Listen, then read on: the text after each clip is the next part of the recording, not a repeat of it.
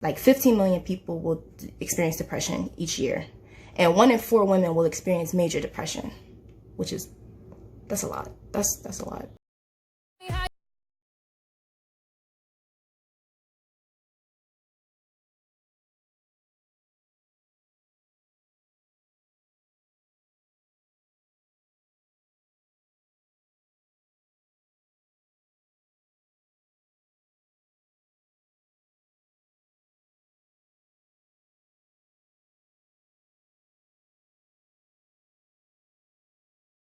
Hey guys, it's your girl Adina, and I'm back with another video. Yeah, I'm just getting cute. Don't mind me. Don't mind me. But yeah, I'm back with another video, and I basically wanted to do something different today. And I wanted to like bring some awareness into the room. So I will be providing links below for what it is that I want to, share with you guys. And I got my handy dandy little notes right here to help me. So, viewer discretion is advised. So our mental health is very, very important to people like myself and to a lot of people out there actually. So if you guys feel like you are experiencing any disturbances that you can't really explain, you may feel like you want to hurt yourself or others, or you just don't feel like yourself, please, please, please, please talk to someone, whether it be somebody you know or someone that you know of in a field of mental health profession, or someone that you're just comfortable with talking to. I would really, really recommend it. It will save the world. It will, really be helpful to people like myself who are such an advocate for mental health and getting help.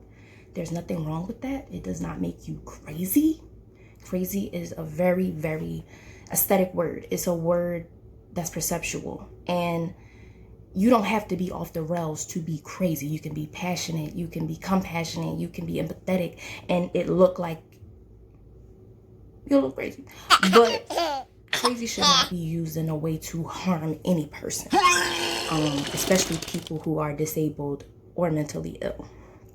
Now, mental health, for those who really are not familiar with it, is about your brain, the functioning of it, how, chemicals can be balanced or imbalanced, and disruptions can happen, and we all, be in a disastrous world because we live in one, which we do know that. And the mental health disorders that I really wanted to touch on today was depression and anxiety, but I'm also going to touch on a couple others that, because it mostly revolves around those two concepts. A lot of the mental health disorders that are in the DSM-5, you can actually look that up. That's the one that I, last touched when I was in school. They may have updated it, but the DSM-5 basically outlines all of the mental health problems that we basically see nowadays.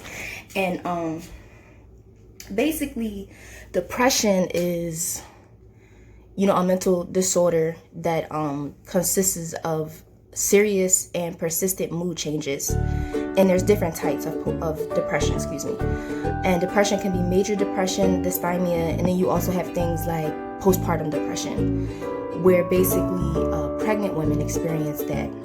About 13% of women may experience postpartum depression a week or a month after delivery. So this is just pregnancy bound. But more common depression is major depression. And that's basically where you have more severe symptoms that last, a little bit less than dysthymia, which is more milder symptoms. Oh, poor baby. That last longer over time. So basically, to have dysthymia, it has to basically persist for 2 years in adults and 1 year in children or adolescents. And when I say it, I'm talking about symptoms have to persist. The symptoms for depression include persistent, serious, or feeling of emptiness, loss of interest in normal hobbies or activities, which could include sex, writing, reading, whatever you enjoy to do on a regular basis, restlessness, fatigue, or irritability, excessive crying, feeling of helplessness, worthlessness, pessimism or guilt, thoughts of death or suicide, physical symptoms that do not respond to a treatment such as a headache, and difficult concentrating or remembering. And a lot of my information, I actually got it from webmd.com. It's one of my favorites. Usually credible sources are .orgs, but I really do like WebMD because for the most part it is official. And they do give you the rundown on a lot of these things. So, going on with depression. Depression usually affects women at more alarming rates than men. However, it does affect men, and with the men who are suffering from depression. Now, with men, it usually looks more like anger or irritability, uncomfortability. Like, it's not exactly the same of, just looking somber and being low. It looks a little bit different in men. And I am one of the believers that society plays a part in men and women's reception to things like depression and WTF, etc. Now, depression affects women twice as likely, to experience it than the male counterpart. Like 15 million people will experience depression each year, and 1 in 4 women will experience major depression, which is that's a lot. That's a lot, actually, when you think about it. And this one little fact that I found was from the National Institutes of Health. Factors that increase the risk of depression in women include reproductive, genetic, or other biological factors, interpersonal factors, so relationships with other people, and certain psychological and personality characteristics, which can be in your environment or passed down to you from family members. What had happened was... Now, in addition, women juggling with work and raising children who are also, maybe single parents suffer more stress that may trigger symptoms of depression. Other factors that can include the risk are family history of mood disorders in early reproductive years, loss of a parent before the age of 10, loss of social support system or the threat of such a loss, ongoing physical, sociological, and social stress such as loss of a job, relationship, separation, such and such, physical or sexual abuse as a child, uncertain of use of certain medications, And depression can run in families, and usually when it does run in families, it'll trigger between the ages of 15 and 30 when it runs in your family. Now, depression usually affects teenage girls a little bit differently, more specifically with the withdrawal and isolation of themselves and not wanting to do things that they usually like to do, such as watching TV. And did I get all of that? Sorry, guys. I really like to be really swift. Not almost perfect because I don't like using words like that, but I really like to be swift with stuff like this. All right, so the onset age for depression could be 6 to 11, which is the incidence of depression. It's about 2 to 3%. And at the age of 11 to 15, there's a relative increase of 3 to 8%. Moreover, by 13 or 15 years, these symptoms will be twice in girls than boys and will continue until the end of adolescence. So it's pretty deep how it's a change from males and females, but you also have things like hormonal levels and puberty, reproduction, having children, things of that nature, which could play a part with depression. Also, not just society and how we're raised and things of that nature. To anxiety. Anxiety is another, chemical disorder imbalance in the brain that causes a person to feel worried, tense, for a little time. Panic disorder, which is where you feel terror that strikes at random and you can have panic attacks. Generalized anxiety disorder is more of you feeling little or little to no worry, for no reason at all.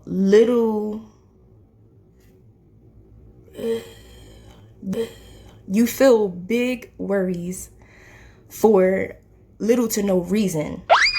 Generally, like there's no specific, like, oh my God, did I finish that homework? Oh my God, did I get my clothes out the dryer? Oh my God, but it's excessive to the point where it's disrupting you while you're in class, while you're driving. Like it's really, really this impairment. Oh, poor Oh, And baby. also you have things like social anxiety disorder, where people get really scared in social spaces, and agoraphobia, which is a specific phobia or fear. It's someone who's afraid of crowded or small spaces. You also have people who are specifically afraid of like spiders, like clinically like terrified of like spiders and snakes and such like that.